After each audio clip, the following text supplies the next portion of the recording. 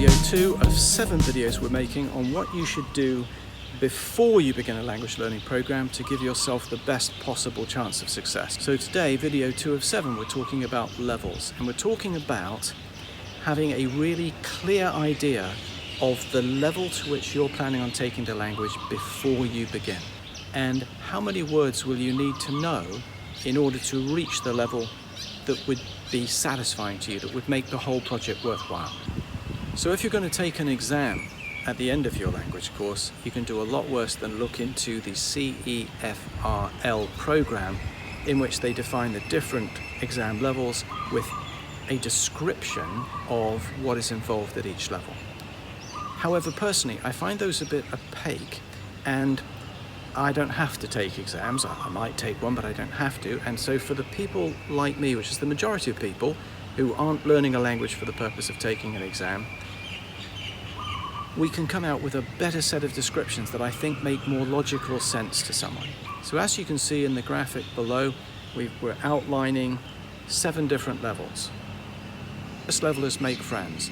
Anywhere between one word, usually thank you, well, that might be 2 words in some languages, and about 50 words is all you need to make friends in a country. And if they have a language that is not one of the world's big popular languages, they will particularly love you for making the effort to get those few words acquired. The next level is the transaction or survival level. Now this is where you cannot converse, and I think it's quite useful to understand what you can't do at a language level as well as what you can do. So at the transaction survival level, I can get directions, I can order a coffee with milk. But if the waiter says to me, "What sort of milk would you like, sir? Dairy, almond, full fat, half fat, pasteurized, long life," I'm not going to understand a word he's saying as soon as they move off-piste. And what I certainly can't do is converse. I cannot have any sort of interesting conversation. And that is 50 to about 1,000 words. Now, none of these categories are very defined. This is a process of drifting from no language to a native speaker. Different people and different languages will mean that these numbers vary. I'm giving you a rough idea, and that's the most we can do. The next level is 1,000 to 2,000 words. At this level, predominantly you are asking and answering questions. It's the sort of conversation that we have with young children, where we ask them, where's your brother? How's the dog? Did you have a nice party? And they give you very short answers with very simple language in them.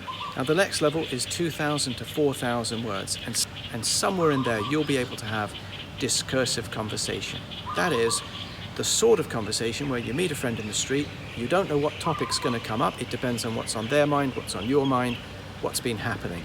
And so you've got the ability to communicate successfully in a broad range of topics, and therefore to use language to enjoy yourself, not because you're speaking a language, it's not a language speaking exercise, it's because we humans enjoy communicating. Now I think this is a key level for a couple of different reasons. One, I think it's what people mean when they say, I want to be able to speak a language. I think they're talking about that, being able to meet a friend and chat. 2, it's the brow of a hill. Once you reach this level, there's no need to ever go back, whereas the people who don't get any further than the survival transaction level, they tend to go to the country, improve for a month while they're there, and then it falls away for a year. They go back to the country, it improves for a month, and they get stuck in this sawtooth zone with no progress over time. And I know people who've done that for 20 years and still not picked up a language. The next level, 4,000 to 6,000 words, is where you can carry on having that discursive conversation, but you can also consume media. So you can watch movies, you can read books, and you can attend meetings. You can be involved in conversations where you are not the active participant. So if you go back one level, if I'm trying to have a conversation with you and you're not a good speaker of English, I would be stopping every 2 or 3 words, looking at you, checking if you've understood me, if not, thinking of another word, speaking a little more slowly than usual, a little more clearly than usual, trying to simplify both my sentence structure and my vocabulary. But at the next level up, we're talking about not being involved in sympathetic conversation, but just conversation as it would occur. Somewhere between 6,000 and 10,000 words, you become fully functioning in a language. You have the linguistic ability of somebody who's between 10 and 12 years old. Finally, I thought I would include, just for reference, that a native speaker, well educated, say somebody who's attended university typically, would have between 20 and 30,000 words. Now, I have very close to 30,000 words myself. I have a lot of words that I don't need and don't get to use often. Precipitate, salient, parsimonious,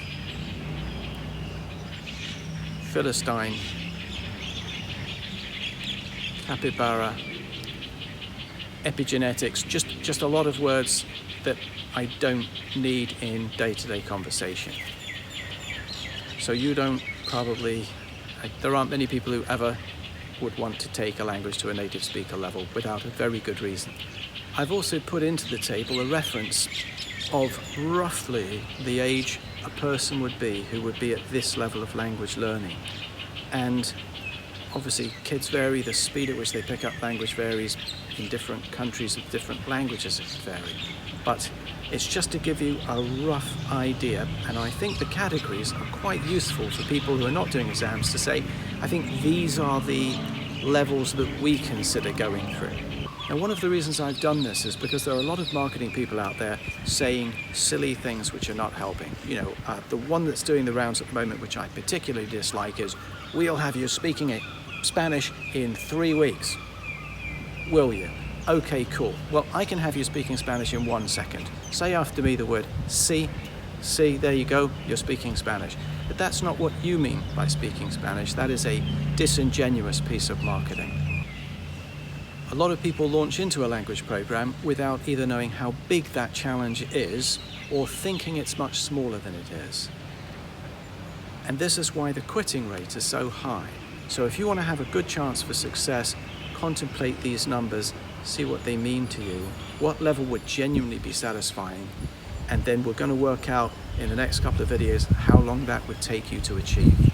And I'll see you tomorrow for the very, very interesting subject of speed, how fast you might go about learning a language. See you tomorrow.